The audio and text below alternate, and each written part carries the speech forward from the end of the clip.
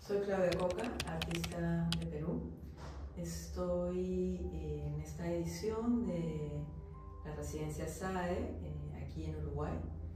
Muy contenta de haber estado trabajando todo este mes, produciendo y pensando las diferentes formas de abordar mi trabajo.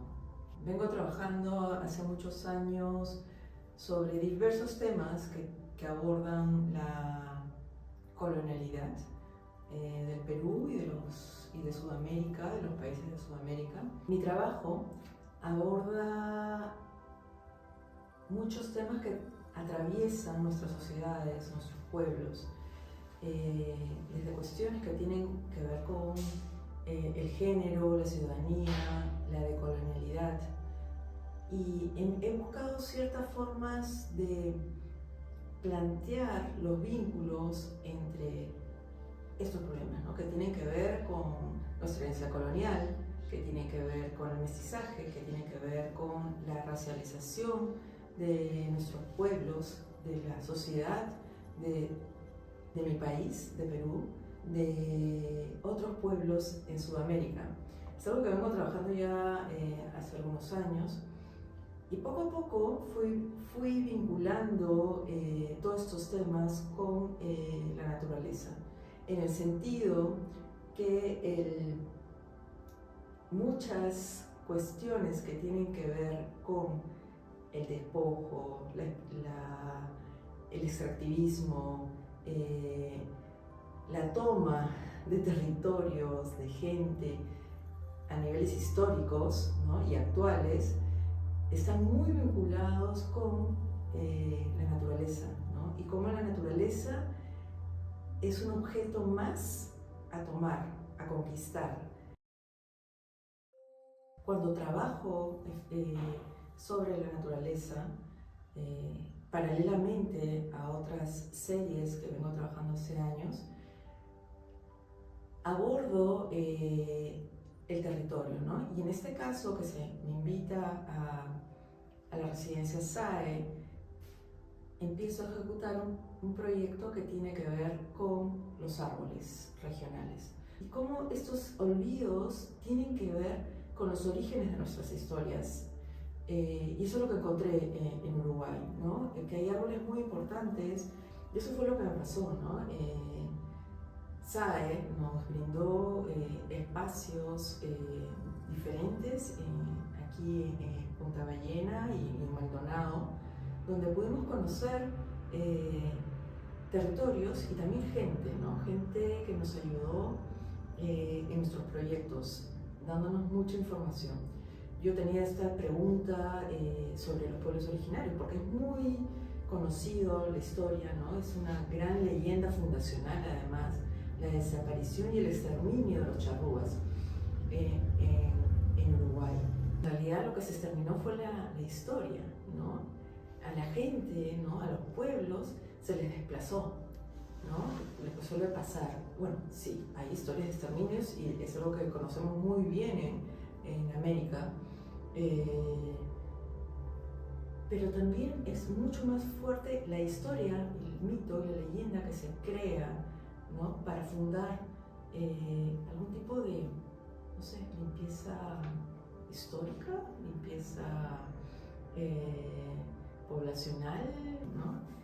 Y una cosa que es muy cierta es que los pueblos originarios eran nómades en esta área del continente, porque era muy árido, porque había poca flora, poca fauna, que no permitieron establecerse a los pueblos solamente en épocas y de pasada, ¿no? Entonces esta historia del exterminio tampoco es tan real, porque no habían sociedades que estuviesen viviendo de una manera continua y sedentaria en esta zona. Entonces me pregunto por qué esa necesidad de desaparecer un pasado, ¿no? ¿Por qué usar la palabra exterminio como en otras partes de América cuando eso es bastante relativo, ¿no? Y por otro lado, gracias a Gabriel Lema, llegó a mis manos otro libro que es Los indios del Uruguay. Es que me encuentro una imagen, ¿no? del archifamoso grabador Theodore de Bry, ¿no? Que bueno, que como muchos sabemos, o poco, bueno, para los artistas, digamos, conocer a Theodore de Bry no es tan ajeno porque fantaseó con América, ¿no? Y su fantasía la dibujó, la grabó, creó una memoria de América muy exotizante, muy brutal, de nosotros, ¿no? Los americanos, como los salvajes. Y en todos sus inventos, en todas estas imágenes, estos dibujos, estos grabados, se inventó cómo eran los pueblos originarios de Maldonado, ¿no? Entonces tiene un grabado donde hay los indios enfrentándose a Francis Drake, ¿no?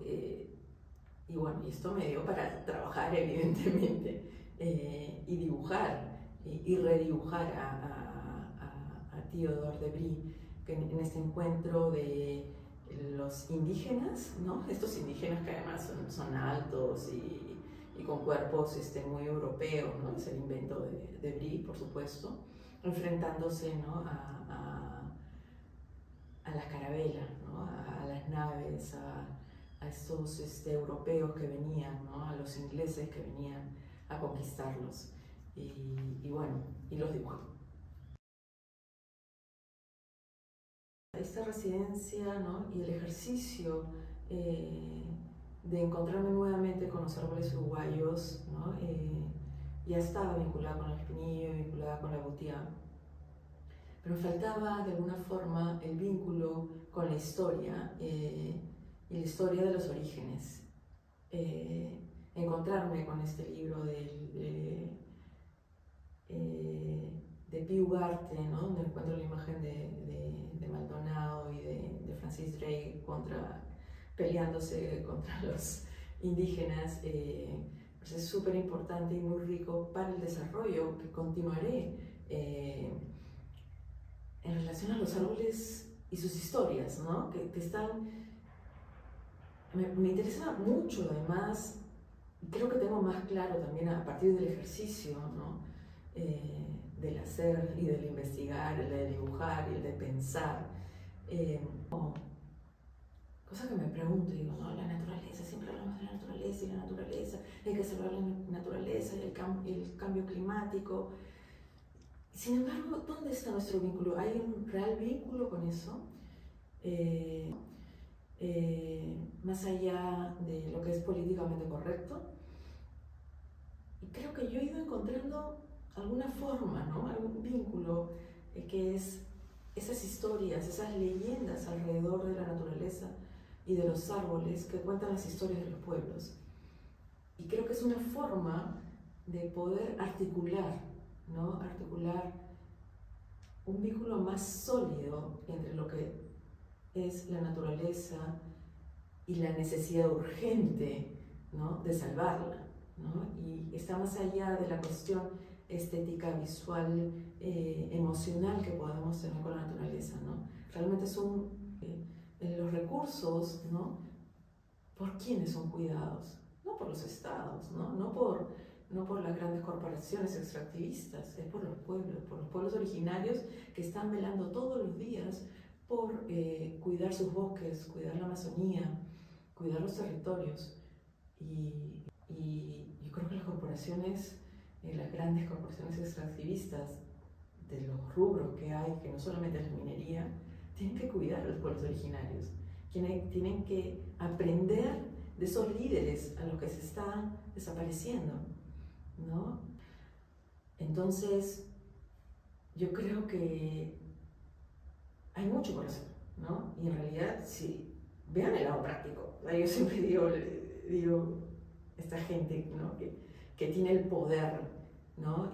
Económico, el poder político. Si quieren tener y extender ese poder, veanlo de una forma práctica. Hay que cuidar la naturaleza y hay que cuidar a los líderes que la cuidan.